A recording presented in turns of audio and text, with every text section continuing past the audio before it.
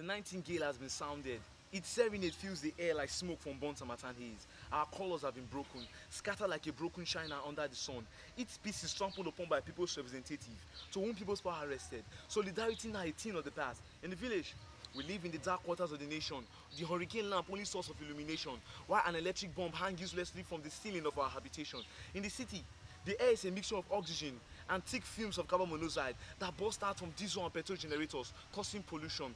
While thousands are being paid in local currency to NEPA for the steady illumination of the nation, corruption now hung above the population like the sun above our head. It feeds on the gullible minds of our leaders as vultures feeds on rotting corpses.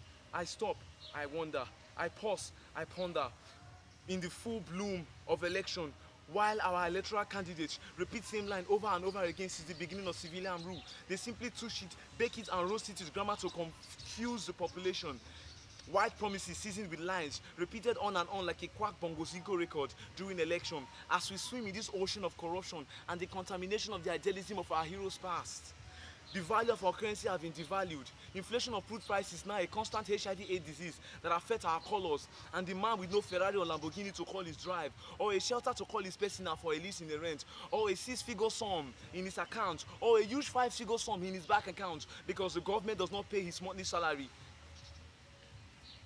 The poor gets poorer, the rich gets richer, the thiefability and criminality of the youth get increased by the seconds, causing a steady flow of the demoralizing situation that affects the nation.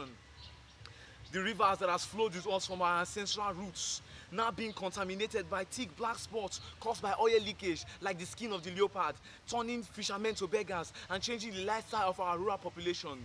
As a kid, I was told to embrace education. I felt like a king because I was told to embrace education as the only source to great wealth and true success, and to regard the roadside mechanic as an illiterate.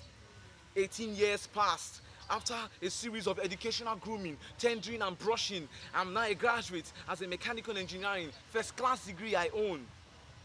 Now, theoretically blessed, practically cursed, no job in sight, I am being told to go back to that same roadside mechanic who I once regarded as an illiterate to learn work from him.